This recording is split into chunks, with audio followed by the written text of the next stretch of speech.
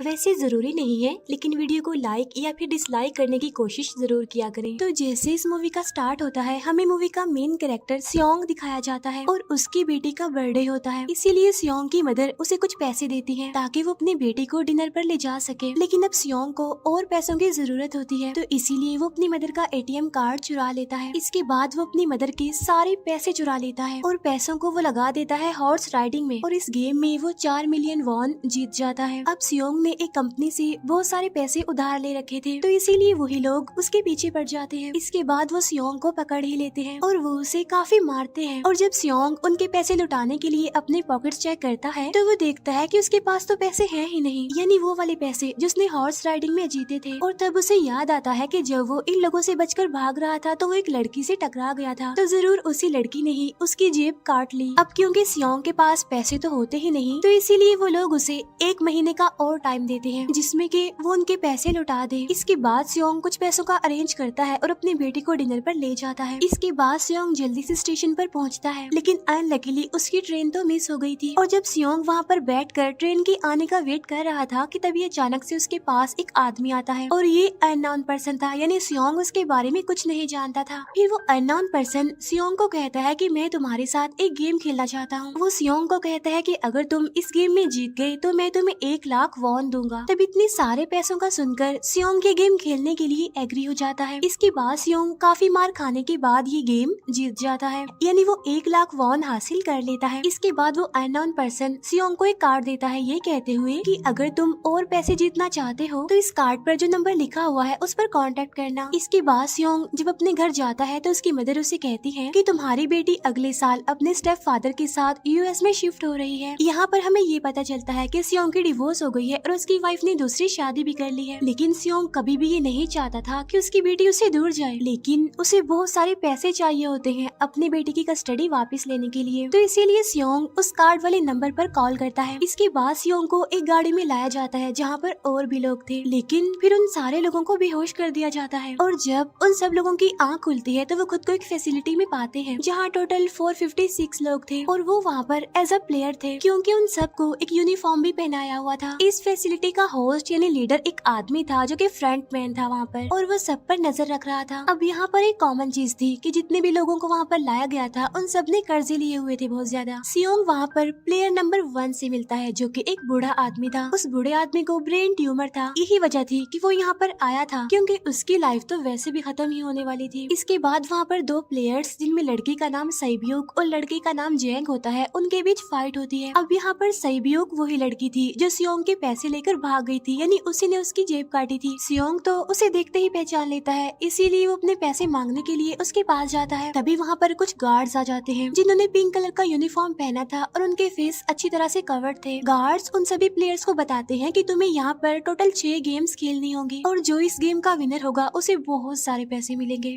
इसके बाद उन सबसे एक कॉन्ट्रैक्ट पर साइन करवाया जाता है और इस कॉन्ट्रैक्ट के 3 मेन रूल्स थे। पहला रूल ये कि कोई भी प्लेयर अपनी मर्जी से गेम को छोड़कर नहीं जा सकता। दूसरा रूल ये होता है कि जो भी प्लेयर खेलने से मना करेगा तो उस प्लेयर को एलिमिनेट कर दिया जाएगा, और उनके मुताबिक एलिमिनेट का मतलब क्या था ये तो हम आगे ही जानेंगे। गेम का तीसरा रूल ये था कि अगर मेजोरिटी इस गेम को खेलना नहीं चाहती तो वो इस गेम को छोड़कर जा सकते हैं। इसके बाद उन सबको गेम के लिए ले जाया जाता है। अब यहाँ पर सियोंग अपने क्लासमेट सेंगवू से भी मिलता है जो कि उसे बचपन से जानता था। सियोंग उसे वहाँ पर देखकर काफी हैरान होता है क्योंकि वो तो किसी बिजनेस के लिए आउट ऑफ कंट्री चला गया था। अब पहले गेम के लिए वहाँ पर एक काफी बड़ी डॉल थी और इस गेम का रूल काफी सिंपल था, और वो ये था कि डॉल जब भी गाना गाएगी उन सबको आगे बढ़ना है, और जैसे ही वो गाना गाना बंद करेगी तो उन सबको रुक जाना है और मूव नहीं करना है, और अगर कोई हिल गया तो उसे एलिमिनेट कर दिया जाएगा। अब स्टार्टिंग में तो ये सब कुछ उन्हें किसी प्रैंक की तरह लग रहा था, लेकिन जब एक लड़का हिल जाता है तो उसे शूट करके मार दिया जाता है, और यही होता है एलिमिनेट का मतलब, यानी उन्हें मार दिया जाएगा। अब ये देखकर वो सारे लोग काफी घबरा जाते हैं और उन्हें पता चल चुका था कि वो खतरे में है, इसीलिए लोग डरते हुए पैनिक करते हुए इधर उधर भागने लगते हैं।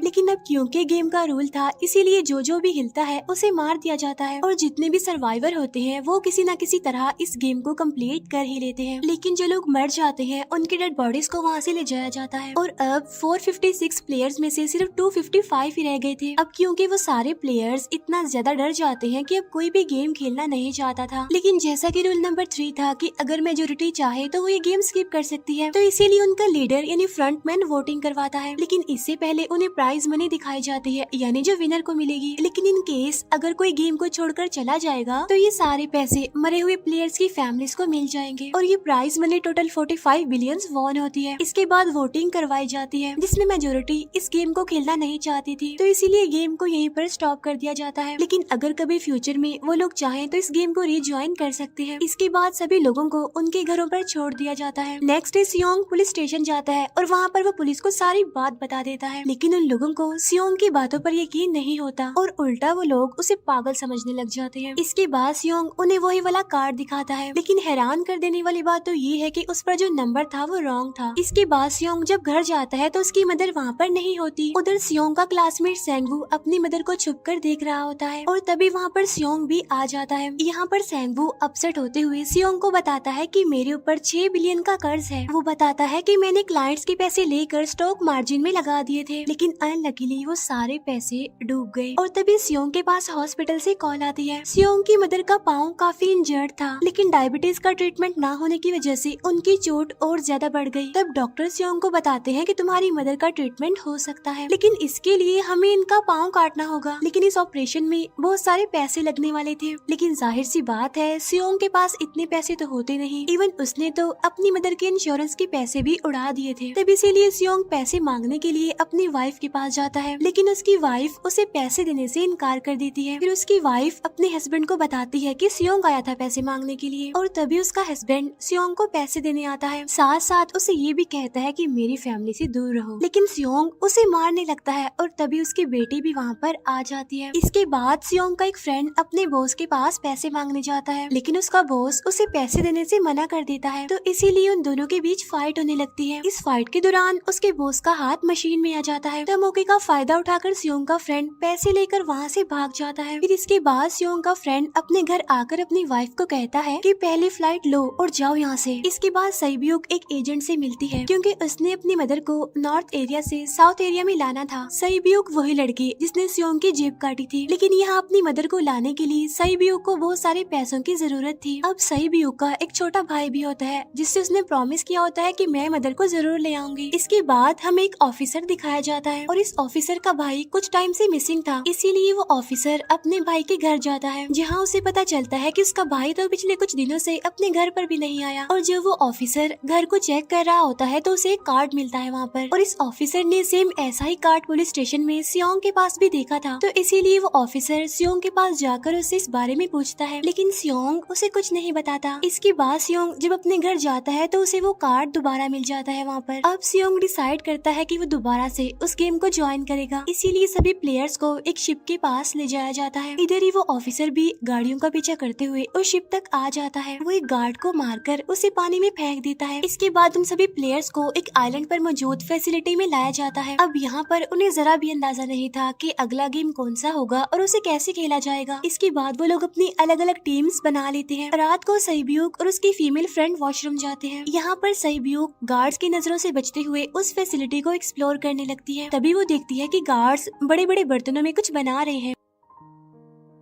लेकिन अब क्योंकि गार्ड्स को शक हो जाता है तो ये गार्ड वॉशरूम्स को चेक करने के लिए आता है, लेकिन तब तक सईब्यूक वापस आ चुकी थी। इसके बाद सईब्यूक अपनी फीमेल फ्रेंड को सारी बात बता देती है जो उसने देखा था, लेकिन यहाँ पर सेंगवू उन दोनों की बातें सुन लेता है और वो इस बारे में सईब्यूक से पूछता है, जिस पर सईब्यूक बताती है कि वो बड़े बड़े बर्तनों में कुछ पका रहे थे। इसके बाद उन सभी प्लेयर्स को प्ले ग्राउंड में लाया जाता है, जहाँ पर उनके सामने 4 शेप्स थी। 4 शेप्स में से उन्होंने किसी एक शेप को चूज करना था। अब यहाँ पर सेंगवू को पता चल जाता है कि गेम क्या है और क्या करना है हमें। सेंगवू सियोंग को बताता है कि सबने अलग अलग शेप्स को चुनना है। इसके बाद उन सभी को एक छोटा सा बर्तन दिया जाता है जिसमें की शेप्स बनी होती है। अब गेम उनकी ये होती है कि उन्होंने किसी तरह उस शेप को बाहर निकालना है बगैर डैमेज किए, लेकिन अगर शेप जरा से भी खराब हो गई तो उन्हें एलिमिनेट कर दिया जाएगा, यानी मार दिया जाएगा। अब यहाँ पर सेंगवू तो इजिली उस शेप को निकाल लेता है, लेकिन सियोंग इतना ज्यादा घबरा जाता है कि उसकी हालत खराब होने लगती है, लेकिन फिर वो किसी न किसी तरह करके इस गेम को भी जीत लेता है। इसके बाद उन सबको वापस से रूम में लाया जाता है। अब यहाँ पर 187 प्लेयर्स वापस आए थे, जिनमें से अब सिर्फ 108 ही रह गए थे। इसके बाद उन सबको खाने के लिए ले जाया जाता है, लेकिन खाने की वजह से जैंग की एक लड़के से फाइट हो जाती है, जहाँ पर जैंग उस लड़के को इतना ज्यादा मारता है कि वो मौके पर ही मर जाता है। इधर ही हम देखते हैं कि उन प्लेयर्स में से एक डॉक्टर होता है जो गार्ड्स के साथ मिलकर मरे हुए लोगों के ऑर्गन्स निकाल कर उन्हें चाइनीज को बेचने का काम करता है। इसीलिए जब भी डेड बॉडीज को ले जाया जाता है तो वो डेड बॉडीज को गायब कर लेते हैं, क्योंकि ये सब कुछ एक प्लान के अकॉर्डिंग चल रहा था, क्योंकि ये सारा कुछ फ्रंट मैन से छुप कर हो रहा था। यही वजह थी कि कंट्रोल रूम में भी उन्होंने अपना ही एक आदमी बिठाया हुआ था जो कि उन लोगों की सारी वीडियो फुटेज डिलीट कर देता था, और गार्ड्स तो डॉक्टर को गेम के बारे में पहले ही बता देते थे ताकि वो सरवाइव कर सके। यहाँ पर एक गार्ड उसी प्लेयर डॉक्टर को बताता है कि आज हमने प्लेयर्स को जानबूझकर खाना कम दिया है ताकि वो आपस में लड़ने लगे, जिससे होगा ये कि सारे वीक प्लेयर्स गेम से आउट हो जाएंगे। साथ ही गार्ड डॉक्टर को अपनी अगली गेम के बारे में बता देता है। अब 30 मिनट के बाद वहाँ पर लाइट्स ऑफ होने वाली थी। अब यहाँ पर सेंगवू को पता था कि सियोंग की टीम जरूर कोई उल्टा काम करेगी, इसीलिए वो उस टीम को अपने पास बुलाकर उन्हें रिलैक्स रहने के लिए कहता है। उधर वो जो डॉक्टर प्लेयर होता है वो जैंग की टीम में शामिल हो जाता है। यहाँ पर डॉक्टर जैंग को बता देता है कि अगला गेम क्या होने वाला है। इसके बाद लाइट्स ऑफ हो जाती है और जैंग अपनी टीम के साथ मिलकर बाकी सभी को मारने लगता है। जैंग एक लड़की को मारकर सईब्यू को मारने जाता है, लेकिन तभी सियोंग उसे बचा लेता है। इसके बाद गार्ड्स वहाँ पर आकर उन सभी को रोक लेते हैं और अब टोटल 80 लोग रह गए थे। इसके बाद उन सभी को तीसरे गेम के लिए ले जाया जाता है और यहाँ पर उन्हें 10-10 प्लेयर्स की एक टीम बनाने के लिए कहा जाता है, और वो लोग ऐसा ही करते हैं, अपनी अपनी टीम बना लेते हैं। अब क्योंकि जैंग को अगली गेम के बारे में पहले ही पता होता है, इसीलिए वो सईब्यू की फीमेल फ्रेंड को अपनी टीम में नहीं रखता और वो अपनी टीम में सिर्फ मर्दों को ही रखता है। इसके बाद सेंगवू भी अपनी एक टीम बना लेता है। अब क्योंकि उन्हें एक प्लेयर की जरूरत थी तो इसीलिए सईब्यू की फीमेल फ्रेंड उनके टीम में शामिल हो जाती है, और ये गेम असल में टग ऑफ वॉर का होता है, यानी उन्होंने अपने सामने वाली टीम को नीचे गिराना था। इसके बाद गेम स्टार्ट हो जाती है और जैंग की गेम बड़ी आसानी से इस गेम को जीत लेती है। इसके बाद बारी होती है सेंगवू की टीम की। तब प्लेयर नंबर 1 यानी वो बूढ़ा आदमी कहता है कि मैंने अपनी जिंदगी में बहुत सारी टग ऑफ वॉर्स खेल रखी हैं, इसीलिए उन सबको गाइड करता है कि इस गेम को कैसे जीतना है।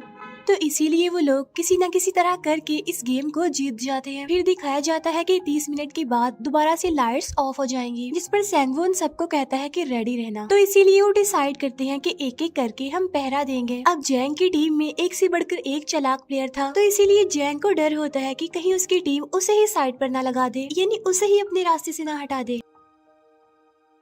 दूसरी तरफ डॉक्टर और गार्ड्स मिलकर डेड बॉडी की ऑर्गन्स निकाल रहे होते हैं और इन ऑर्गन्स को डिलीवर करने जाना था गार्ड नंबर 28 एंड 29। तब वो सभी एक डेड बॉडी के बारे में बातें करने लगती हैं जिसकी सिर्फ एक किडनी थी और वो उसे ज़ॉम्बी कह रहे थे। अब यहाँ पर जो गार्ड नंबर 29 था, यानी जिसने वो ऑर्गन्स डिलीवर करने जाने थे, वो कोई और नहीं बल्कि वो ऑफिसर था जो गार्ड के बेस में वहाँ पर आया था। और ये सब बातें सुनकर उसे शक होता है कि शायद ये लोग मेरे भाई की बात कर रहे हैं, क्योंकि उसकी भी एक ही किडनी थी। इसके बाद नंबर 28 और 29 यानी वो ऑफिसर ऑर्गन्स को डिलीवर करने के लिए चले जाते हैं। रास्ते में वो ऑफिसर नोटिस करता है कि टनल में तो बॉम्ब लगा हुआ है। तब नंबर 28 उसे बताता है कि जब हम यहाँ से बाहर निकलेंगे तो इस जगह को ब्लास्ट कर दिया जाएगा। अब यहाँ पर वो ऑफिसर नंबर 28 से और इन्फॉर्मेशन लेने की कोशिश करता है, इसीलिए नंबर 28 को उस पर डाउट होने लगता है, इसीलिए वो उस ऑफिसर को अपना फेस दिखाने के लिए कहता है। अब यहाँ पर वो ऑफिसर अपना फेस भी दिखा देता है, साथ साथ वो नंबर 28 पर गन पॉइंट भी कर देता है। साथ साथ वो ऑफिसर उससे एक किडनी वाले आदमी के बारे में पूछता है कि वो कौन है जिसे तुम ज़ॉम्बी कहते थे, जिस पर वो नंबर 28 उससे कहता है कि वो तो एक लड़की थी। अब यहाँ पर नंबर 28 उस ऑफिसर को कहता है कि तुम लीडर के रूम में जाकर सारी इन्फॉर्मेशन देख सकते हो, वहाँ पर सबका डाटा है। ये जानने के बाद वो ऑफिसर नंबर 28 को मार डालता है। उधर वो डॉक्टर गार्ड से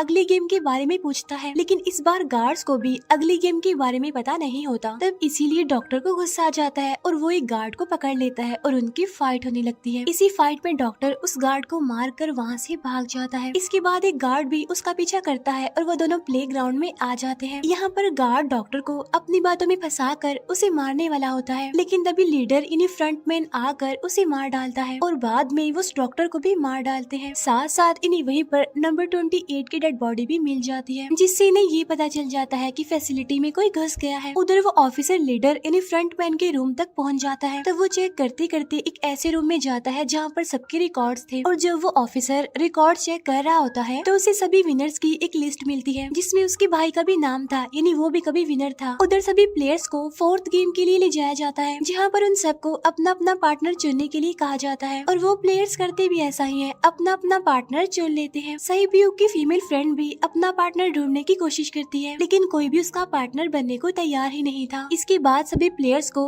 10-10 मार्बल्स दिए जाते हैं। असल में ये गेम ऐसी होती है कि एक प्लेयर को अपने पार्टनर से सारे मार्बल्स लेने होते हैं बगैर कोई जोर जबरदस्ती किए, और जो दूसरा पर्सन होगा यानी जिसके पास मार्बल्स नहीं होंगे उसे मार दिया जाएगा। फिर सैंगवू और सियोंग का फ्रेंड ऑड और इवन का गेम खेलते हैं, जिसमें कि उन्होंने गेस करना था कि सामने वाले के हाथ में कितने मार्बल्स हैं। अब यहाँ पर सियोंग का फ्रेंड सैंगवू के सारे मार्बल्स जीत जाता है, जिसकी वजह से लास्ट में सैंगवू के पास सिर्फ एक ही मार्बल बचता है। अब क्योंकि सैंगवू को पता चल चुका था कि अब वो बच नहीं पाएगा, इसीलिए वो सियोंग के फ्रेंड को अपनी बातों में फंसा कर उसे ये यकीन दिलाता है कि अगर हम में से कोई भी हार गया तो हारे हुए लोगों का मैच दोबारा करवाया जाएगा। अब यहाँ पर सैंगवू धोखे से सियोंग के फ्रेंड के सारे मार्बल्स चेंज कर देता है। इसके बाद सैंगवू मार्बल्स लेकर गार्ड को दे देता है और वहाँ से बाहर चला जाता है, और जब सियोंग का फ्रेंड मार्बल्स चेक करता है तो वहाँ पर पत्थर होते हैं। उधर प्लेयर नंबर 1 यानी उस बूढ़े आदमी की हालत खराब हो रही थी, इसीलिए वो तो इधर उधर घूम रहा था, लेकिन सियोंग किसी तरह उसे खेलने के लिए एग्री कर लेता है। अब यहाँ पर वो दोनों यानी वो बूढ़ा आदमी और सियोंग भी इवन आउट खेलते हैं। अब इनमें से वो बूढ़ा आदमी सियोंग के सारे मार्बल्स जीत जाता है, लेकिन लास्ट राउंड में वो बूढ़ा आदमी भूल जाता है कि उसने क्या चूज किया था। तो यहाँ पर सियोंग उसे बातों में फंसा कर उसके सारे मार्बल्स ले लेता है, लेकिन यकीन मानिए कि वो बूढ़ा आदमी काफी चालाक था। उसने एक मार्बल अपने पास ही रखा हुआ था और वो दोबारा से इधर उधर घूमने लगता है। अब यहाँ पर सियोंग उसे रिक्वेस्ट करता है कि प्लीज मेरे साथ एक और गेम खेलो ना। तब यहाँ पर वो बूढ़ा आदमी कहता है कि मुझे पता है कि तुमने सारे मार्बल्स धोखे से लिए हैं मुझसे। वो कहता है कि मुझे सब पता था, बस मैं पागल बनने की एक्टिंग कर रहा था।